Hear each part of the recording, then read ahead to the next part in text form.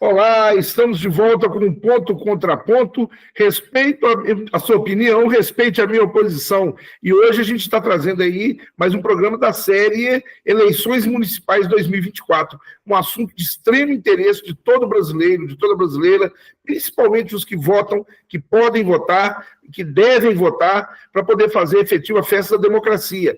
E hoje a gente que só recebe aqui autoridades dos assuntos que tratamos para trazer informação eficaz, informação pertinente, sensata, ainda que possa haver divergência entre pontos e contrapontos, nós sempre buscamos trazer esclarecimentos para a população através de uma conversa saudável, bate-papo descontraído, que seja do alcance de todos. E para isso, hoje nós convidamos o nosso querido amigo Marcos Lourenço Capanema, que é juiz membro substituto da Corte do Tribunal Regional Eleitoral em Minas Gerais, defensor público do Estado de Minas Gerais, com atuação na Defensoria da Defesa das Crianças e dos Adolescentes de Contagem, aqui em Minas, é professor de Direito Eleitoral da Universidade FUMEC, em Belo Horizonte. Professor Marcos Lourenço Capanema, seja muito bem-vindo, muito obrigado. Muito obrigado pelo convite, professor Rafig. É sempre uma alegria poder conversar com Vossa Excelência e tratarmos de todos esses assuntos que tantas vezes informalmente debatemos e construímos o conhecimento dentro da universidade. É sempre um prazer tratar e poder fazer uma das funções da Justiça Eleitoral, que é a instituição que hoje transitoriamente pertenço, e também da Defensoria Pública, que é a educação em direitos. Parabéns por essa iniciativa e é uma honra para o Tribunal de Justiça de Minas, para o Tribunal Regional Eleitoral de Minas Gerais e para a Defensoria também participar desse programa. Eu fico feliz e honrado aí com a sua participação de verdade, porque, como Vossa Excelência também me lembrou, as nossas conversas em corredores do meio acadêmico, do meio científico, elas sempre têm um peso de responsabilidade com a informação, não só com os nossos alunos ali diretamente, dentro de sala de aula, um ambiente super agradável, mas quando nós levamos essa conversa para os corredores das nossas casas, para os bares, para os lugares. Eu tive no Mercado Central semana passada, fazendo a chamada aqui para os colegas, dizendo, olha, estamos aqui no Mercado Central, tomando uma cervejinha e conversando política, que é um lugar ultra agradável para a gente conversar política.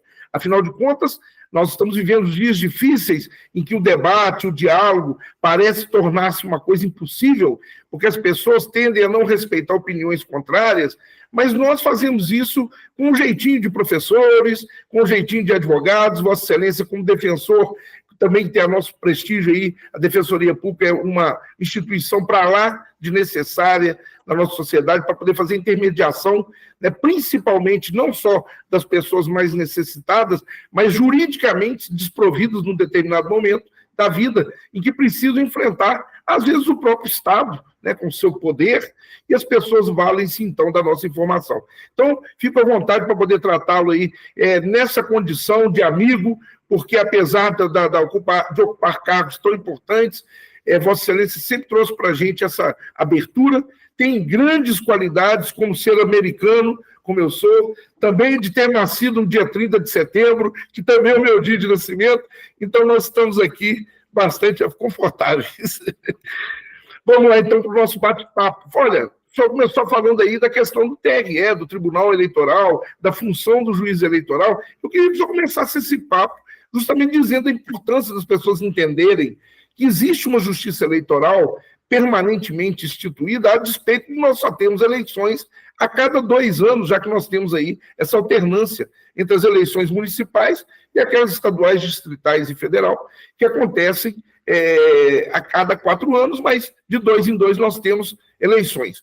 E eu queria que o senhor falasse sobre isso um pouco, o papel do juiz eleitoral, aquele juiz local. Hoje eu convivo em Conceição do Pará, que é uma cidade do interior próxima a Belo Horizonte, 100 quilômetros, 100 e poucos quilômetros, mas que não tem comarca. A comarca é Pitangui, né, que é uma tricentenária cidade do Ciclo do Ouro, que tem lá a sua comarca. O juiz de Pitangui torna-se juiz eleitoral durante o período de eleições ou durante um certo período para conduzir esse processo. Como é que isso aí funciona? Fala para a gente. Pois é, professor Rafig. É importante que a população, que os eleitores, muitas vezes, eles sejam esclarecidos o que é essa estrutura que é a justiça eleitoral. O Brasil né, há cerca de 90 anos, quando criou a Justiça Eleitoral, ele adotou um sistema que a gente fala de controle jurisdicional da investidura dos cargos, ou seja, não é um controle político. Quem que realiza, quem fiscaliza as eleições é um órgão do Poder Judiciário que é dotado de membros que, no exercício da função, são inamovíveis e gozam também das outras prerrogativas inerentes aos magistrados.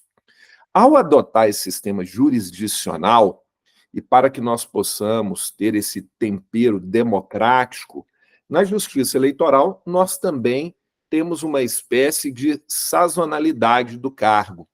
Então, o juiz eleitoral dos tribunais, principalmente, porque entre os juízes de primeira instância tem algumas pequenas exceções, mas dos tribunais, eles podem ficar apenas pelo período de 2 anos mais 2 anos, ou seja, 4 anos, que é o período igual a uma legislatura. É uma lógica que impede que aquela pessoa que controla a eleição, ela tenha um período de exercício daquele poder de controle superior ao período daquele que é controlado, do deputado, né, do prefeito, do governador e etc. Eu, por exemplo, né, dentro dessa composição, eu sou um advogado, defensor público, que ocupa uma das 2 vagas da composição do Tribunal Regional Eleitoral, ou seja, o órgão de segunda instância da Justiça Eleitoral. Eu fico por 2 anos, posso ser reconduzido por mais 2 anos.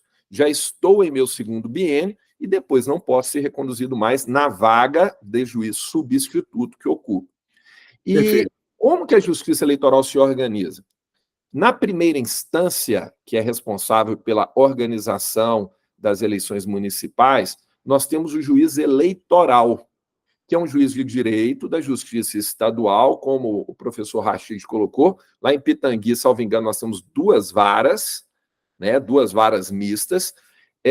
Um desses juízes, ele exerce a função eleitoral, ou seja, ele é o juiz da zona eleitoral, e dentro da zona eleitoral, ele vai exercer a sua competência na organização das eleições, com a competência administrativa muito pujante dentro da Justiça Eleitoral brasileira, e também, por incrível que pareça, de uma forma menor do que a administrativa, é a questão jurisdicional, que é a solução dos conflitos existentes dentro da organização das eleições, dentro da organização do que a gente chama do sufrágio popular. Ou seja, o juiz da zona eleitoral é quem já há algum tempo deferiu quem vai ser eleitor, quem não vai ser eleitor, quem vai ser eleitor naquela zona eleitoral ou não vai ser eleitor naquela zona eleitoral. Ele que agora, a partir do dia 15, com o fim dos pedidos de candidatura, ele que está agora analisando os pedidos de registro de candidatura, ou seja, que está deferindo quem que pode ser candidato, quem não pode ser candidato, e o juiz eleitoral é que também vai solucionar todas aquelas questões. Como assim todas aquelas questões? Se aquela propaganda eleitoral é lícita ou ilícita, se aquela pesquisa eleitoral preenche os requisitos da lei ou não preenche, se aquela se está ocorrendo ou não um abuso de poder econômico, político, ou uso indevido dos meios de comunicação social, se está havendo compra de voto ou não está havendo compra de voto, e, como já ressaltei, nesse momento, quem pode e quem não pode ser candidato, ou seja, quem preenche as condições de elegibilidade previstas na lei e quem não incorre em nenhum impedimento, ou seja, em nenhuma inelegibilidade na forma também prevista na lei. É uma função muito nobre, professor Rachid, e que os juízes eleitorais de todo o Brasil estão agora focados para que tenhamos tranquilidade nas eleições. Sem dúvida.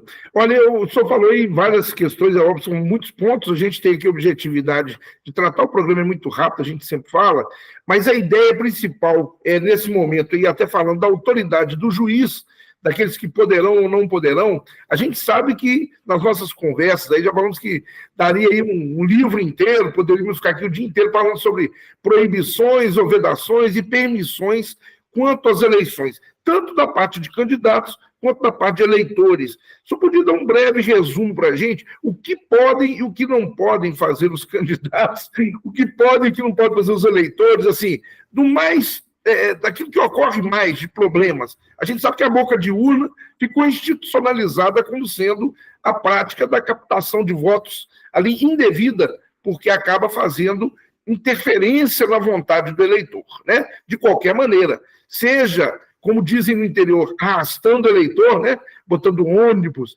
caminhões, carros, pau de araras para buscar o eleitor lá no meio da roça, seja dando brindes, oferecendo vantagens, a compra de voto que o senhor falou, seja prometendo aí vantagens políticas, cargos, etc. Mas no dia a dia ali que a gente vê, né, na boca de urna mesmo, ou no uso de camisetas, no uso de bandeiras, faixas, cartazes, o que é vedado e que tem mais recorrência nas eleições, principalmente nessas municipais? Pois é, professor Rachid, a justiça eleitoral, né, tal qual a nossa profissão também de professores, a nossa profissão de advogados, ela sempre passa por uma revolução, porque a revolução tecnológica, né, que ocorre hoje no mundo, muitas vezes a prevalência do virtual sobre o real, ela tem nos trazido muitos desafios. E o papel da justiça eleitoral é garantir que os protagonistas sejam os candidatos, os partidos políticos e os eleitores, e não o juiz eleitoral, o promotor eleitoral, os advogados eleitoralistas. Então, o que pode e o que não pode? A gente costuma falar assim que são infinitas situações e os candidatos eles têm também uma criatividade que muitas vezes nos desafia na interpretação de novas propostas de propaganda eleitoral que são colocadas. Então, é importante que as pessoas saibam que a partir de hoje não, perdão, a partir do dia 16, ou seja, após o pedido de registro dos candidatos, já é possível fazer a propaganda eleitoral. É aquela propaganda que ocorre nas ruas, na internet. Os candidatos, eles podem, na forma prevista nas resoluções do TSE, com a comunicação, com a devida prestação de contas, impulsionar os seus conteúdos político-eleitorais pelas ferramentas das plataformas de internet, pode contratar o serviço de priorização paga do resultado das buscas, também na forma prevista na legislação, com a devida prestação de contas. Então, claro, é importante que o candidato ele esteja atento a tudo o que exige as resoluções do TSE, porque não é apenas um capricho da justiça eleitoral, mas a obediência a essas prescrições é que permite que a justiça eleitoral, com os instrumentos que possui e que foram democraticamente escolhidos, possa realizar a fiscalização e, assim, coibir práticas que possam alterar a legitimidade e a normalidade das eleições. Sim. Então, é possível, por exemplo, né, hoje uma das grandes preocupações que temos, professor Rachid, é sobre a utilização da inteligência artificial. Sim. E é possível usar a inteligência artificial, né? É sim possível usar a inteligência artificial. Eu, por exemplo, costumo dizer que todos nós já utilizamos inteligência artificial, ou às vezes já utilizaram conosco a nossa revelia. Quando a gente publica uma foto nessas plataformas de rede social, e eles colocam aquele filtro da foto, né, que deixa a pele da gente sem marcas, consegue aparar o desgrenhado do cabelo, um defeito da sua roupa e etc., isso é um uso de inteligência artificial. Isso é possível? É possível, né? Agora, nós não podemos querer alterar a realidade com o uso da inteligência artificial ou de montagens ou de edições maliciosas E se houver alguma utilização da inteligência artificial, é importante, na forma das resoluções do Tribunal Superior Eleitoral, que o candidato ele rotule aquela propaganda de forma expressa, dizendo que foi feita com o uso da inteligência artificial. Por quê? Porque às vezes é um artifício para chamar a atenção do eleitor, mas tem que ficar claro que é a utilização da inteligência artificial. Então, hoje, ainda é possível usar alto-falantes, né, desde que respeitar aquela distância de sede de tribunais, de escola, igreja, teatro e etc. É possível a realização de comícios com aparelhagem de som, inclusive, até o dia 3 de outubro, né, de 8 a meia-noite, com exceção do comício de encerramento de campanha, que pode ser prorrogado por mais 2 horas além desse horário. Então, quer dizer, aquela reunião dos eleitores, a apresentação das plataformas pode ser feita, claro, com a vedação que nós já temos aí há praticamente 15 anos, a showmícios, né? A apresentações de espetáculos, que é uma coibição que a lei veio, né? Não é a Justiça Eleitoral que proibiu, quem proibiu foi a lei, foi o Congresso Nacional, Verdade. e veio para dar igualdade nas campanhas, porque chegou um momento que começou uma disputa de artista, né? Se um contratava o Chitãozinho Chororó, o outro tinha que contratar o Zezé de Camargo e o Luciano, né? Então, hoje, se alguém contrata, nem sei os que estão fazendo mais sucesso, a Anitta, né? O outro tem que contratar o Zé Neto e Cristiano. Então, isso não tem razão de ser dentro dos debates. Distribuir material gráfico, panfletos e etc. Tudo isso é possível. E o que não pode, professor Rachid? Por exemplo, realizar propaganda eleitoral paga no rádio e na televisão. Disparo em massa de mensagens. Né? O que é o disparo em massa? Eu contratar um robô para mandar mensagem por WhatsApp, por SMS. Para pessoas indiscriminadas, né? Mandando para todo mundo. Indiscriminadas. Veicular propaganda eleitoral em outdoor, isso não pode. Utilização maliciosa da inteligência artificial, isso é algo que a ministra-presidente do TSE, a ministra Carmen Lúcia, está muito atenta, montou toda uma estrutura dentro da Justiça Eleitoral, que é um dos grandes desafios. Eu mesmo entrei na internet para tentar conhecer esses mecanismos, e hoje eu vi como muitas vezes é fácil fazer uma montagem, né? A pessoa às vezes pode pegar a nossa imagem dentro desse próprio programa e transformar isso numa propaganda eleitoral de uma forma maliciosa. Verdade. A fake news, né? Inclusive atribuindo falas e textos fora de contexto a determinado candidato opositor, né? E a gente vê que isso aí acontece já de um tempo, mas agora está bem regulamentado, inclusive com legislação recente aí de 2021, 2022, que vem tentando segurar essa onda de fake news, né? É interessante, professor Rachid, que é aquela coisa, hoje a preocupação está na deepfake, né? Que é essa, podemos dizer, essa alteração da verdade com a utilização destas ferramentas da inteligência artificial. E o que nós temos? As fake news, né, que são colocadas, elas já existiam há muito tempo, elas ganharam uma relevância realmente com as redes sociais, mas a própria lei eleitoral, ela já coibia.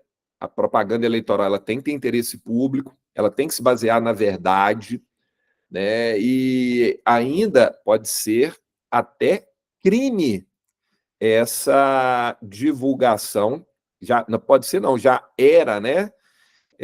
No artigo 323 do Código Eleitoral, nós temos o seguinte crime: divulgar na propaganda eleitoral ou durante o período de campanha eleitoral fatos que sabe inverídicos em relação a partidos ou a candidatos e capazes de exercer influência perante o eleitorado. Pena de detenção de 2 meses a 1 ano. Então, tudo isso já existia. né? Inclusive com Perfeito. punição criminal, aliado também à punição por calúnia, difamação e injúria. E é interessante, professor Rachid, que, claro, eu pessoalmente tenho uma posição assim, mais liberal em relação à propaganda eleitoral. Eu acho que quem tem que tomar conta disso são os candidatos, partidos, coligações. A justiça eleitoral ela tem que agir por exceção, mas é muito importante que uma coisa é uma crítica ácida, uma crítica severa a determinada questão. Então, vamos imaginar que um município aí tem um contrato e tem um candidato à reeleição, e o adversário vai dizer que aquele contrato é um contrato ruim, é um contrato que não deveria ter sido feito, né? Outra coisa é um sensacionalismo, podemos dizer assim, que a Justiça Eleitoral também coíbe, gratuito, inquinando aquela situação de outro crime, uma calúnia, né? Aquilo foi um ato de corrupção e etc. Então, o mero debate sobre aquela ação política, ele é permitido, mesmo que seja com críticas severas. Agora é a hora da campanha eleitoral, é pedir para votar e pedir para não votar. Lógico.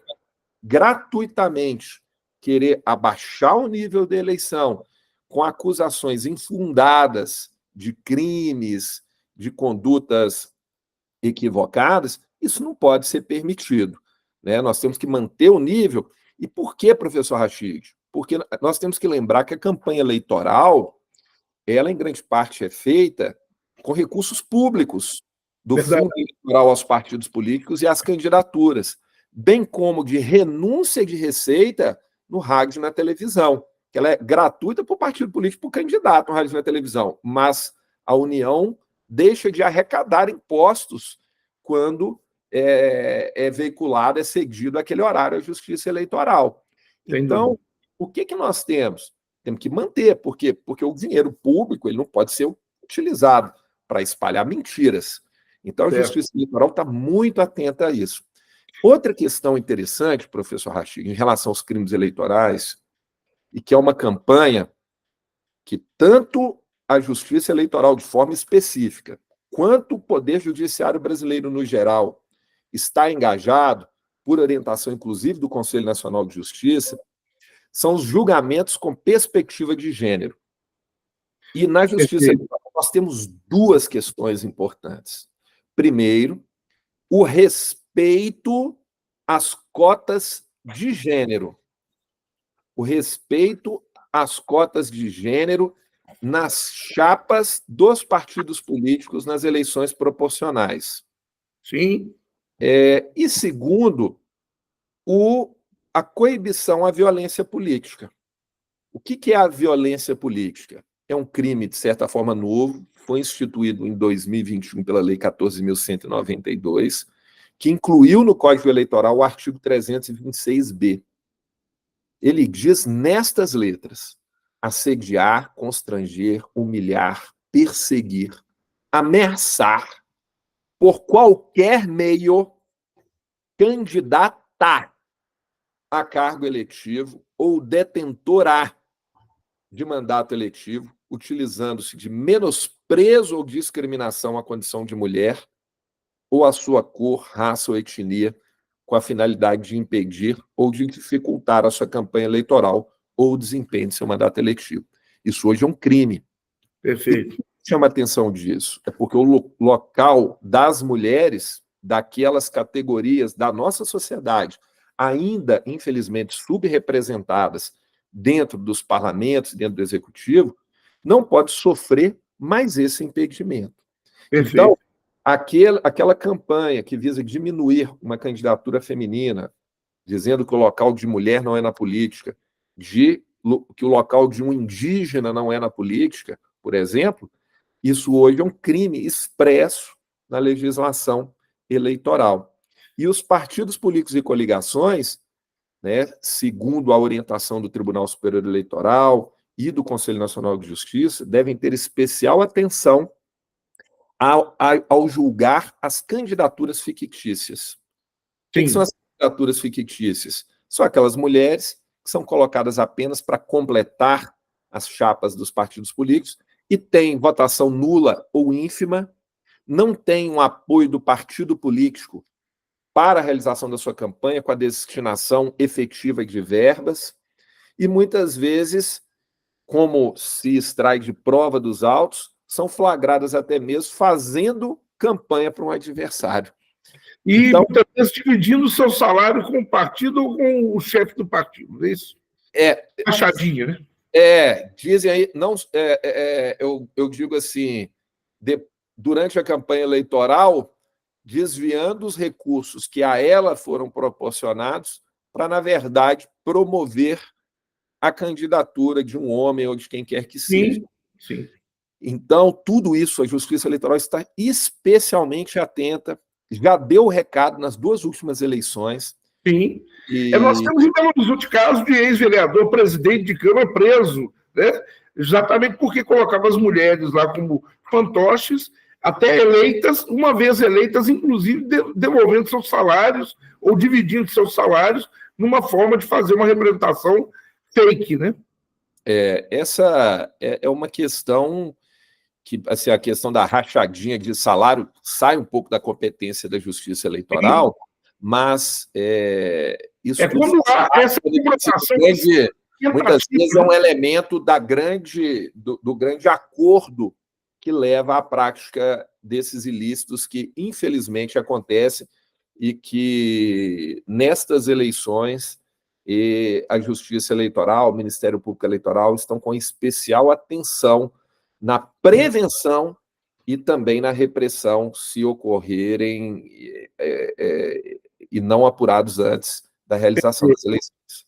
Professor, doutor Marcos Lourenço Capanema, nós queremos te agradecer muito, mas eu queria que o senhor deixasse sua mensagem final aqui com relação onde as pessoas podem denunciar essas práticas ou tentativa de práticas de crimes eleitorais durante a campanha. Ouvi uma coisa errada, eu posso filmar, posso mandar para onde, porque eu vejo que a pessoa está ali pagando cerveja para um, dando material de construção para o outro, prometendo que o trator vai lá na sua casa para poder fazer o conserto, coisas do tipo. Isso pode ser levado a conhecimento de quem e se pode ser feito de forma anônima, quando as pessoas às vezes têm medo de denunciar um candidato que tem lá uma fama de ser bravo, de ser arrogante, etc.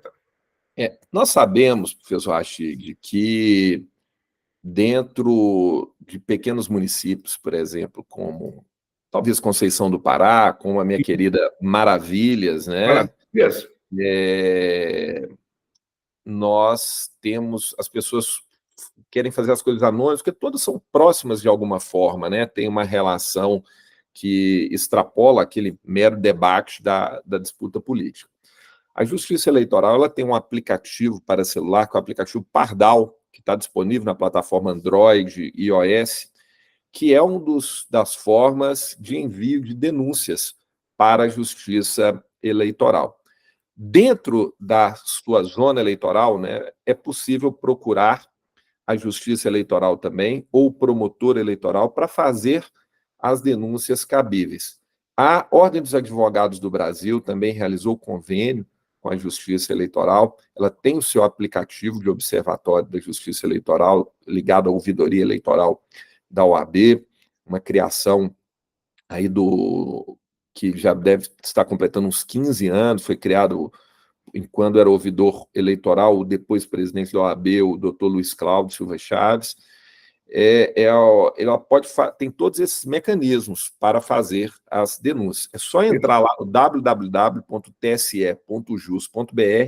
você vai conseguir o link lá para baixar o aplicativo Pardal no Android ou no iOS, ou os contatos para que busque a sede da sua zona eleitoral ou do Ministério Público Eleitoral da sua localidade para fazer as denúncias que, porventura, considerem procedentes. Mas muito cuidado, porque também é crime eleitoral específico dar início a esses procedimentos de uma forma temerária ou de manifesta má-fé.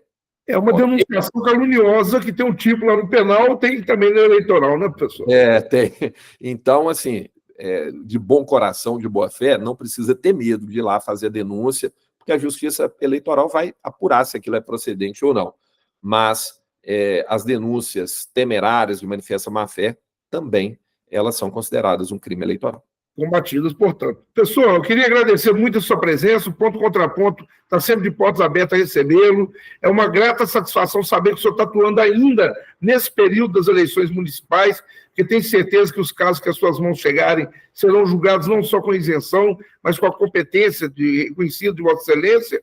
E fico aqui no aguardo de novidades aí para depois de outubro, para a gente poder voltar a fazer uma avaliação das eleições de 2024. Um grande abraço e até a próxima. Um abraço, muito obrigado pelo convite, podem contar conosco. Obrigado, abraço, tchau.